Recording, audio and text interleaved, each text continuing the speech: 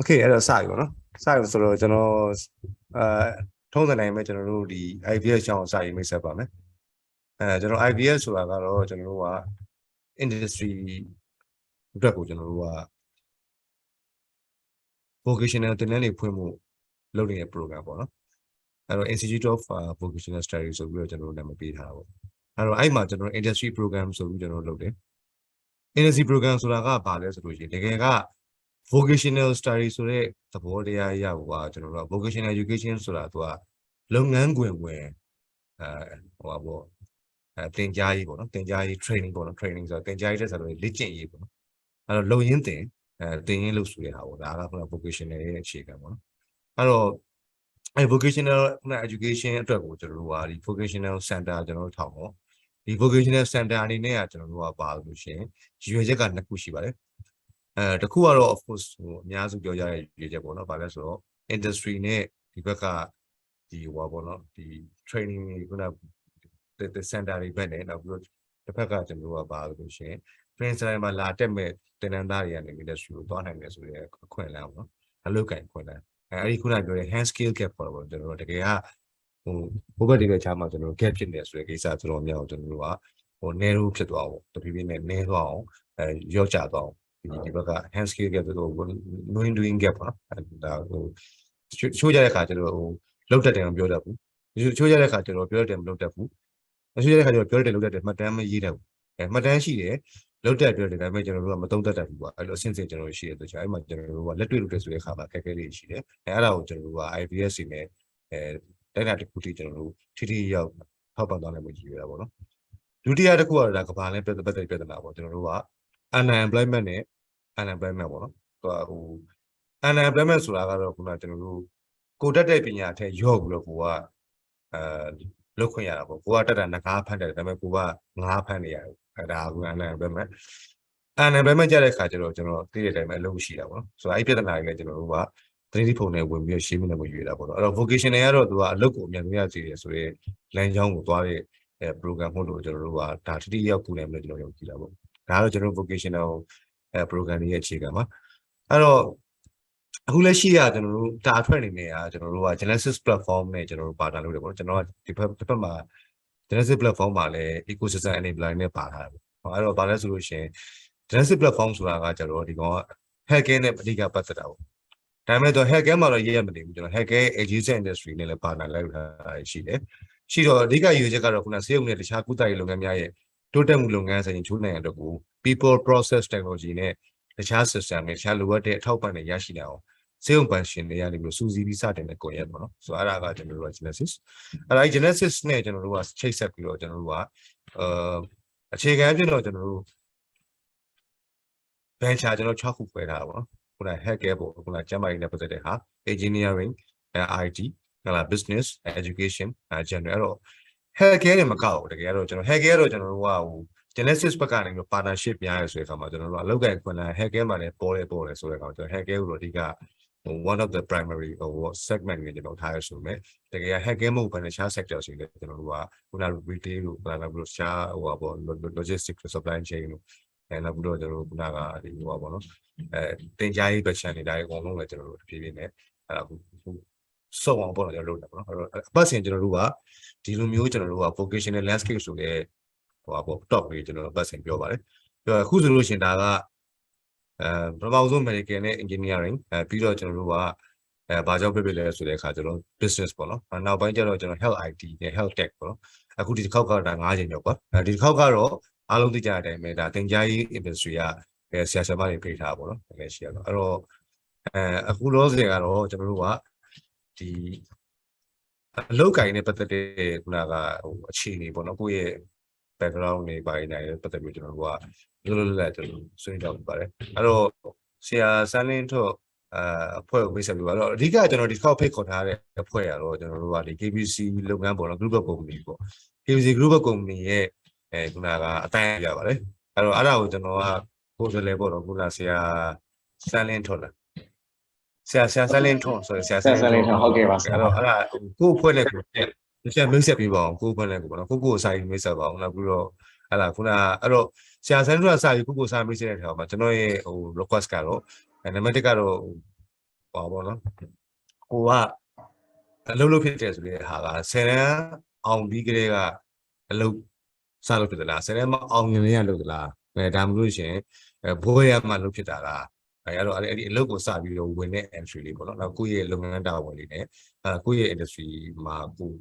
တာဝန်ယူရတဲ့ဟာလေးအပြင်မှာကိုယ့်ရဲ့ခုနကအလုပ်ကိုဒီ profession ကိုစဝင်နေတဲ့ပါတော့အဲ့တော့သုံးခုပေါ့နော်နံပါတ်1ကတော့အလုပ်စလုပ်ဖြစ်တဲ့အခြေအနေကို share လုပ်ရယ်နံပါတ်2ကကြတဲ့ခါကျတော့ကိုယ့်ရဲ့အခုလက်ရှိလုပ်နေတဲ့ profession ကိုဘယ်တော့မှစလုပ်ဖြစ်တယ်ဆိုတာရ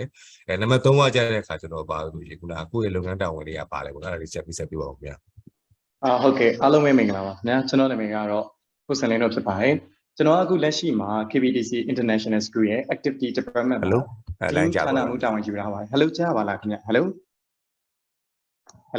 ဆရာကျွန်တော်တန်ကြားပါလားကြားဟုတ်ကဲ့ပါရုပ်ကတော့ straight ဖြစ်တယ်ဟုတ်ကဲ့အားလုံးပဲမင်္ဂလာပါခင်ဗျာကျွန်တော်နာမည်ကတော့ဆရာစံလင်းတို့ပါဘက်ကဖြစ်တာလားမသိဘူးဟုတ် Hello ကျွန်တော်တန်ကြားပါတယ်ရကျွန်တော်ဘက်ကဖြစ်တာဖြစ်လေဟုတ်ကဲ့ပါဆရာဟုတ်ကျွန်တော်ဆက်ပြောပါမယ်နော်အားလုံးပဲမင်္ဂလာပါကျွန်တော်နာမည်ကတော့ကိုစံလင်းတို့ဖြစ်ပါတယ်ကျွန်တော်အခုလက်ရှိမှာ KBTC International School ရဲ့ Activity Department မှာဌာနမှုတာဝန်ကိုယူရပါတယ်ခင်ဗျတော့ပထမဆုံးအနေနဲ့ကျွန်တော်ရဲ့ဒီဆက်စချင်းပေါ့10တန်းဒီမပြီးဆုံးနေပေါ့နော်ကျွန်တော်ကတခုတတိထားမိတာကကျွန်တော်တကယ်လို့စာတွေပါတယ်ကျွန်တော်ကငွေချင်းတွေနားမလဲတဲ့ခါကြလို့ရှိရင်ကျွန်တော်ကဝိုင်းကူပြီးတော့ရှင်းပြရတဲ့အတွေ့အကြုံတွေတော့ရှိခဲ့တယ်ပေါ့နော်အဲ့ခါကျတော့ကျွန်တော်ကအဲ့လိုမျိုးတခြားကိုပြန်ပြီးရှင်းပြတဲ့အခါမှာကျွန်တော်နည်းနည်းလေးပို့ပြီးအဆင်ပြေတာကိုတတိထားပြီးတော့ကျွန်တော်10တန်းအောင်မြင်ပြီးချင်းမှာပဲကျွန်တော်တို့ဒီ result မထွက်ခင်မှာကျွန်တော်အဖေရဲ့ယုံကပေါ့နော်ကျွန်တော်တို့ဒီလောက်ပေါ်ကိုင်မဲ့ဒီတယောက်ရဲ့သားကိုကျွန်တော် first pupil ပေါ့သူ့ကိုစပြီးတော့ကျွန်တော် guide အနေနဲ့သင်ခွင့်ရခဲ့တယ်အဲ့တော့ပထမဆုံးအနေနဲ့ကျွန်တော်တို့ကဒီသူကလက်ရှိမှာ9တန်းပေါ့နော်အဲ့တော့ဆို9တန်းပဲရှိသေးတယ်သူက9တန်းဆိုတော့ကျွန်တော်နဲ့4နှစ်လောက်ပဲကွာ4နှစ်လောက်ပဲကွာတဲ့အချိန်မှာ guide အနေနဲ့ဒီ teaching guide အနေနဲ့ကျွန်တော်စပြီးတော့ဒီ teaching fee ကိုစဝင်ရောက်လာခဲ့တာပေါ့နော်ပြီးတဲ့နောက်မှာကျွန်တော်ဒီစေတန်းအမှတ်စင်းတွေထွက်တော့လေကျွန်တော်ပညာရေးတက္ကသိုလ်ကိုစပြီးတော့ join ခွင့်ရခဲ့တယ်အဲ့မှာကျွန်တော်ပညာရေးတက္ကသိုလ်ဆိုပညာရေးလမ်းကြောင်းပေါ်ရောက်လာတာပေါ့နော်အဲ့မှာကျွန်တော်9နှစ်တာကြာဒီပညာရေးဆိုင်ရာ psychology ပြီးရင်ဒီ educational methodology နဲ့ educational theory တွေကိုလေ့လာစစ်ဆေးတဲ့နောက်မှာကျွန်တော်ဒီတက္ကသိုလ်ကြီးပြီးသွားတဲ့နောက်မှာကျွန်တော်ကိုယ်ပိုင်အကြောင်းတွေမှာစပြီးတော့ကျွန်တော်ဒီ main teacher တာဝန်ကိုစယူခဲ့တယ်သို့ပေမဲ့ကျွန်တော်ဒီအစိုးရဒီအကြောင်းကိုတော့ကျွန်တော်မဝင်ဖြစ်ခဲ့ပါဘူးပြီးတဲ့အခါမှာကျွန်တော်ဆက်ပြီးတော့ဒီလိုမျိုးရှောက်လိုင်းနဲ့နောက်ဆုံးမှာကျွန်တော် KBTC International School ကိုရောက်လာတဲ့အခါကျတော့ကျွန်တော်ဒီဆက်ဝင်ချင်းမှာဆိုကျွန်တော် assistant position ရောကျွန်တော်ဒီ subject teacher position ရောကိုအတူတွဲယူပြီးတဲ့အခါမှာကျွန်တော်ဒီ math ရဲ့ science တွေကိုကျွန်တော် Cambridgeဒီ class ပေါ့နော်primary 3ကနေပြီးတော့ secondary 2 ထိကိုကျွန်တော်သင်ကြားခဲ့ပါတယ်အဲ့တော့အခုလက်ရှိမှာဆိုလို့ရှိရင်လည်းကျွန်တော်ကဒီ education ဘိုင်းကိုကျွန်တော်တစ်ခုပေါ့နော်ဒီအားသာရဲ့ပြင်နောက်တစ်ခုကကျွန်တော်မှာဒီဝါဒနာပေါ့နော်ဝါဒနာလေးတစ်ခုအရင်ခံထားပါတယ်အဲ့ဒါကတော့ကျွန်တော်ဗာလဲဆိုရင်ကျွန်တော် chess ကစားတာလေးတွေကျွန်တော်ဝါဒနာပါတယ်ပြီးတဲ့အခါမှာဒီဟာကိုလည်း professional ဖြစ်အောင်လေ့လာနေပြီးတော့ဒီနေ့နဲ့တိုင်းပြိုင်ပွဲလိုမျိုးတွေပြီးတဲ့အခါမှာကျွန်တော်ဒီကျောင်းတွင်းပြိုင်ပွဲလိုမျိုးတွေဒီတနိုင်ငံလုံးပေါ့နော်တက္ကသိုလ်ပေါင်းစုံပြိုင်ပွဲလိုမျိုးတွေမှာကျွန်တော်ဝင်ပြိုင်ခဲ့ပါတယ်ပြီးရင်နောက်တစ်ခုကကျတော့ဒီ music ပိုင်းမှာဆိုလို့ရှိရင်လည်းကျွန်တော်အထိုက်လျောက်ပေါ့နော်လှူရှားခဲ့ပြီးတော့ဒီ presenter ပိုင်းမှာဆိုလို့ရှိရင်လည်းကျွန်တော် teacher တင်မိုးနေစီမှာဒီ personal grooming နဲ့ဒီ presentation skill တွေပြင်ယူပြီးတော့အခုလက်ရှိလှူရှားနေပေါ့နော်အဲ့ခါကျတော့ဒီအရေးချင်းတွေကိုပေါင်းဆက်ပြီးတော့ပေါ့နော်ကျွန်တော်အနေနဲ့ကျွန်တော်ကိုက်နေတဲ့ဒီ activity လမ်းကြောင်းပေါ့နော်ကျွန်တော်ပြန်ပြီးတော့အသုံးချခဲ့တယ်ဒီ Cambridge activity subject တွေမှာကျွန်တော်လိုအပ်တဲ့အပိုင်းတွေကိုလေ့လာပြီးတော့ကျွန်တော်ကျောင်းအတွက်လိုအပ်တဲ့အပိုင်းလေးတွေဖြည့်ဆည်းဖို့အတွက်နဲ့ကျွန်တော်ကြိုးစားရင်းနဲ့အခုဒီ activity department မှာဌာနမှုတာဝန်ယူနေဒီလက်ရှိလုပ်ငန်းဆောင်တာတွေဖြစ်တဲ့ဒီကျွန်တော်တို့ရဲ့ ICT department ပြီးရင် ESL department ပြီးလို့ရှိရင် music art department ပြီးရင်နောက်တစ်ခု PE department language department အဲ့လိုမျိုးကျွန်တော်တို့ department လေးတွေကိုကျွန်တော်တို့ပြန်ပြီးတော့ manage လုပ်ပြီးနေရပါတယ်အခုလက်ရှိမှာဆိုလို့ရှိရင်တော့ကျွန်တော်ဒီ KBTC International School ရဲ့ activity department မှာဌာနမှုတာဝန်အနေနဲ့ယူပြီးတော့လက်ရှိလုပ်ငန်းတာဝန်ဆောင်ရွက်နေပါတယ်ဒါကတော့ကျွန်တော်ရဲ့အကြံဉာဏ်ကြောင်းလေးပါပေါ့နော်အဲ့တော့ဒါပြီးဆိုလို့ရှိရင်ဒီမှာတက်ရောက်နေတဲ့ကျွန်တော်တို့ဖွဲ့နေမိတ်ဆက်ပေးပါမယ်ခင်ဗျာအဲ့တော့ပထမဦးဆုံးမိတ်ဆက်ပေးချင်တာကတော့ဆရာဆန်းညွန့်ပါဆရာဆန်းညွန့်ဆိုလို့ရှိရင်ပေါ့နော်ဒါဆရာဆန်းညွန့်ဆိုလို့ရှိရင်လက်ရှိမှာ KBTC International School ရဲ့ဒီ secondary division dean အပြင် rules and discipline department မှာလည်းကျွန်တော်တို့ဒါ chairman ဖြစ်ပါတယ်ပြီးရင်နောက်တစ်ယောက်နောက်ဆရာတစ်ယောက်ကတော့ teacher Jason Jacob ဖြစ်ပါတယ် let me introduce you with the teacher Jason Jacob teacher Jason Jacob is a teacher and he is also the overall ESM. He is also the head of the overall ESM program, and he is also the lead trainer. So another one is the teacher Kenneth Hoffman. He is also the ESM teacher, and he is also teaching at the 7 Mile campus for KBTC International School. And another one is teacher Nim Winpyo. Now, the other teacher Nim Winpyo. Teacher Nim Winpyo solution. Aku leshi activity department ma associate team ni တာဝန်ယူထားပြီးတော့လက်ရှိမှာဆိုလို့ရှိရင်ကျွန်တော်တို့ဒါပြောရမယ်ဆို School of IT ကနေပြီးတော့ diploma ပြီးရပြီးတော့ကျွန်တော်တို့ဒီလက်ရှိမှာ KBTC International School မှာပဲ ICT NCT teacher ဖြစ်လဲတာဝန်ထမ်းဆောင်နေတာဖြစ်ပါတယ်ခင်ဗျအဲ့တော့တယောက်ချင်းစီရဲ့ဒီဆရာအောင်ကိုပြောရဲပေါ့နော်အချက်လေး၃ချက်နဲ့အညီဒါဆွေးနွေးပေးဖို့အတွက်ဆရာဆန်းညွှန်းကနေပြီးတော့စတင်ဖို့အတွက်စပြီးမေတ္တာရက်ခံပါတယ်ခင်ဗျဟုတ်ကဲ့ဟုတ်ကဲ့ခင်ဗျဆရာဆရာမတို့မင်္ဂလာပါခင်ဗျကျွန်တော်ဆက်စမြမှာ teacher ဆမ်လို့လည်းခေါ်ပါတယ်ဟုတ်လက်ရှိနေထားမှာဆိုရင်တော့ကျွန်တော်ဒီ KBTC International School မှာ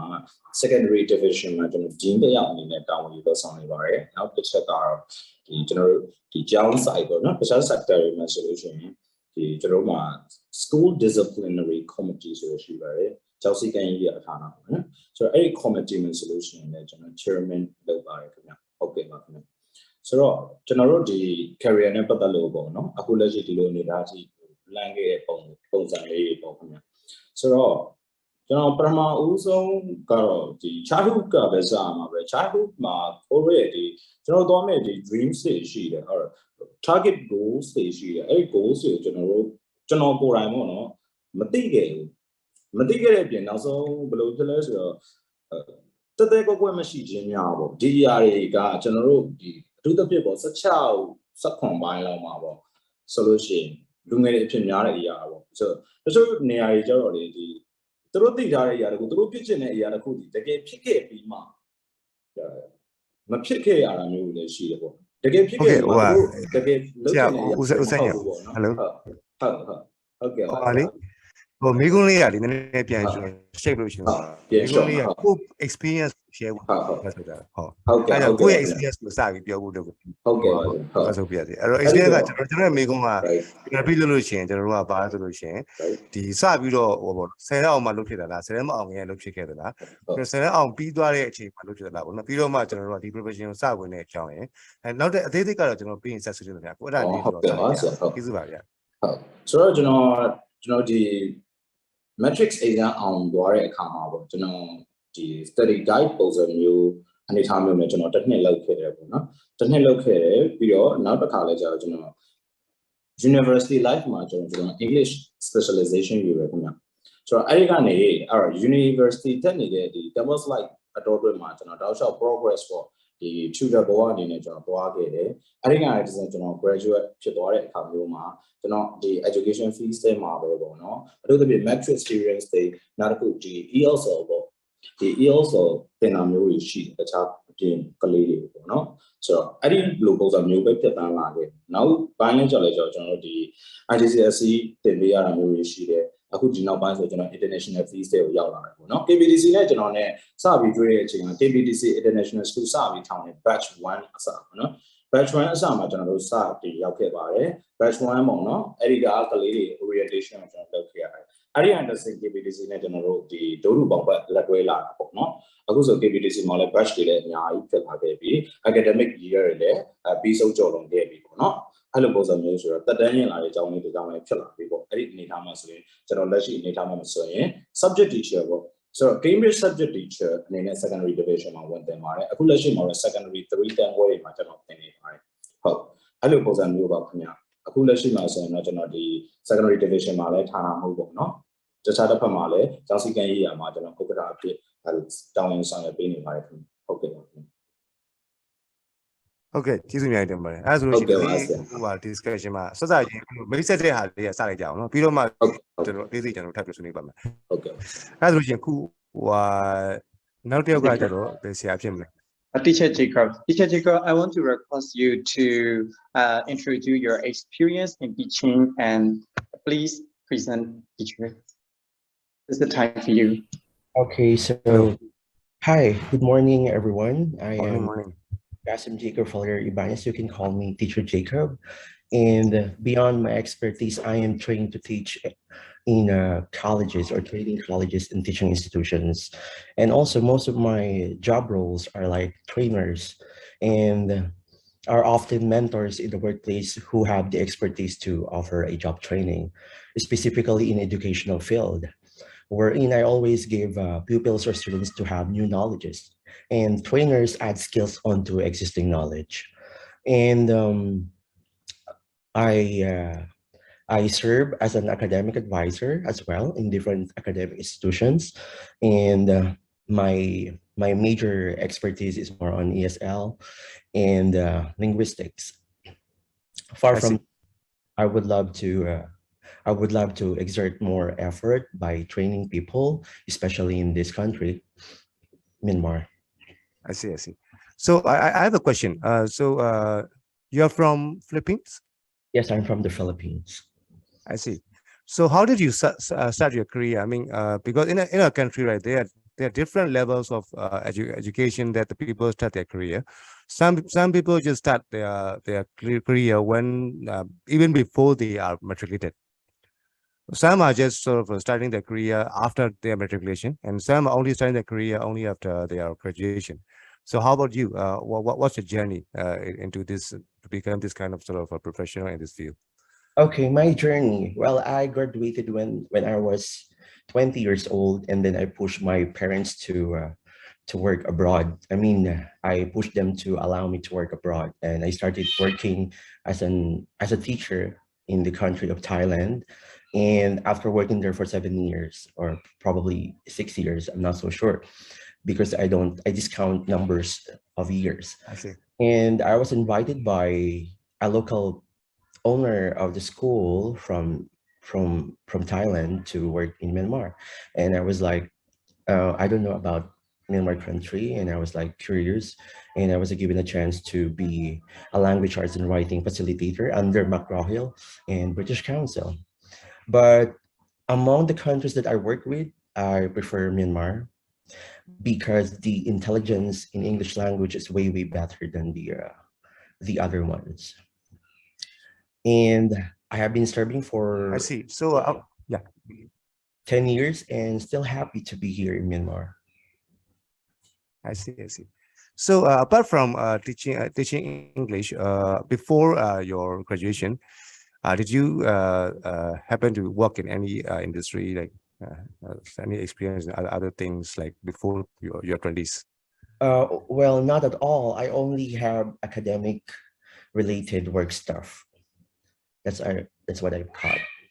I see. Thank you so much for your introduction. I'll get back to you when I just come back with a series of questions later. So let's move on to another teacher. Yes, next one is teacher Kenneth. Yeah, teacher Kenneth, this is the time for you. You also need to share your experience in teaching. Okay, so yes, good morning, everybody. So to begin with, as you all know, but maybe some of you, my name is teacher Kenneth Hoffman, and I come from the Philippines, and my major actually is English. So with my specialization, I am more with good understanding of the English language and to teach and to students, and let's say, because I've been teaching English for the past about 4 or 5 years now. And when it comes to this kind of teachings, I'm able to, to assess and analyze the students based on their capabilities and their understanding. Because for me, based on my experiences, I have been teaching other different kinds of subjects. Like, for example, I was able to teach math, I was able to teach political science, I was able to teach psychology and sociology. So, but if you ask me, I'm more comfortable when it comes with English because based on my work experience, I am much more capable when it comes to the English language. Because ever since I was young, the language that I've actually been accustomed to is English because most of the time I speak English at home. And up until now, I want, to have more set of skills, to have more set of knowledge, because for me as a teacher, I want to learn more. And want to learn more, I also want to gain more. From who? That's from the students, right? Because this is what we call as experience. We learn to grow. That's the main thing. We learn to grow. And of course, when it comes with education, learning is a lifelong process where when it comes with learning, we don't stop learning actually. After we graduate, we still keep on learning. We learn new things, we learn new stuff when it comes with technology. So based on my experience, another thing is I'm able to adjust to the set of environment based on the technologies and the issues. That's it. I see. So you're also from Philippines, or I was like sort of I was not really getting the right connections earlier, so that's why maybe I might have missed when you're talking about yourself. So you're from Philippines, correct? Yes, I'm also from Philippines. I Yes. see. So how did you sort of come to become English teacher? I mean, did you start did you start when you were very young, since like 20s, like Jacobs, or can you please share a little bit about your journey, your career journey to become this professional? Okay, yes. Well, that's a good question because back then for me, I did not actually have any idea of what I was going to take in university. Right? Because I mean, I had the different options, but at the end of it, like with my mother, they gave me lots of suggestions to be a lawyer or to be, let's say, a pilot. But at the end of the day, it's like we have to go with our passion, right? So when it comes to passion, I was thinking of what do I really want. So before that thing, I was like, I tried teaching because before I was into the educational field, I had an experience teaching, that like younger kids, and I was also able to train, like in my father's company, I was able to train business English. So based Oh. on that, I was able to, get my mind, or let's say set my mind that I think capable of teaching, because based on my experiences with that, I was like, okay, I think I'm good in teaching. I'm going to take teaching. I'm going to get a degree. And after that, I'm going to teach and inspire, of course, these younger generations. So even before your graduation, you started teaching, I guess. Yes, that's correct. I see. Thank you so much for your sharing. Later, I just come back to you with other questions, Okay, more questions, of course. no problem. Thank you. So